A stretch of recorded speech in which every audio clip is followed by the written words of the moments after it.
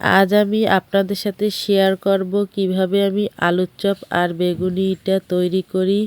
পারফেক্টভাবে বেসন তৈরি হলেই বেগুনি আর আলুর চপ কিন্তু খুবই ভালো হয় এবং খেতেও কিন্তু খুবই মজা লাগে। আসসালামু আলাইকুম এভরিওয়ান, সবাই কেমন আছেন? আশা করি ভালো আছেন। আলহামদুলিল্লাহ, আমরাও ভালো আছি। এই তো আজকে আমি আর একটা ব্লগ নিয়ে আপনাদের সাথে হাজির হয়ে গেলাম। এখানে আমি আতপ চাল নিয়েছি আধা কাপ, তারপর আমি পানি দিয়ে বেটে নিয়েছি।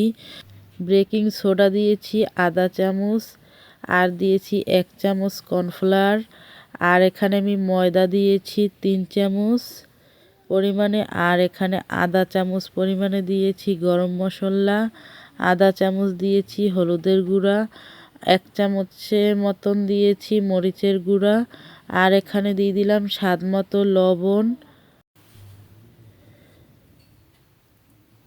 আর এখানে আমি এখন পরিমাণ মতো তেল দিয়ে দিলাম। আপনারা চাইলে চামচ দিয়ে মেপে দিতে পারেন, 2 চামচ দিলেই হবে। আর এখানে আমি আদা রসুন বাটা দিলাম 1 চামচ। এখন সবগুলো উপকরণ আমি হাত দিয়ে মেখে নিব। আর এখানে আমি অল্প অল্প করে পানি দেব।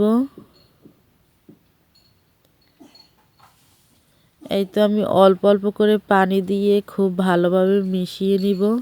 বেশি পাতলা করলেও আবার কিন্তু ভালো হয় না আলুর চপ বেগুনি, সেই জন্য একটু ঘন ঘন ওই গোলাটা গলতে হবে।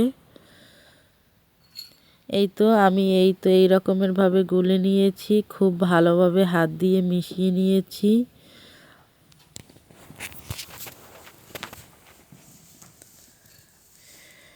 এখন এটা আমি রেখে দিব 2 থেকে 3 ঘন্টা।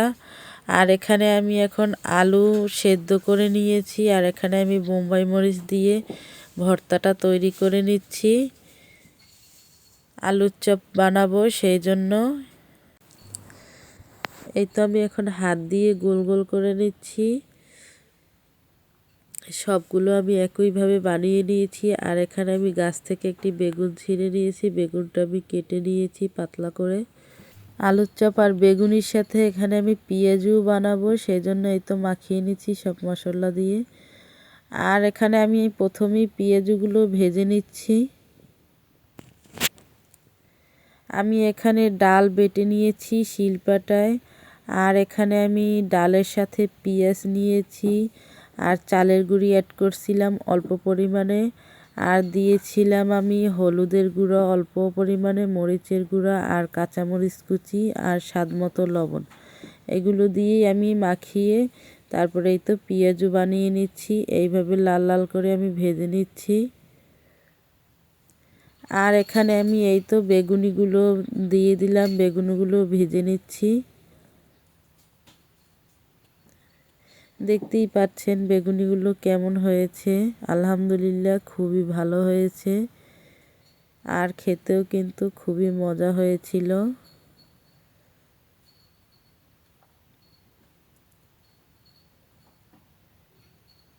এই তো একইভাবে এখন আমি আলুর চপগুলো ভেজে নিচ্ছি।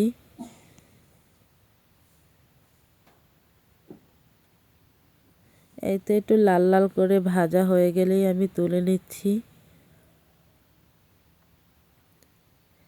এইভাবে করে বাসায় বানিয়ে ট্রাই করে দেখতে পারেন, কিন্তু খুবই মজা হয়।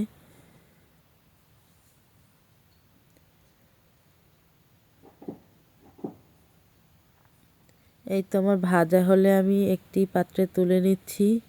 এই তো আমার সবগুলো ভাজা হয়ে গেছে।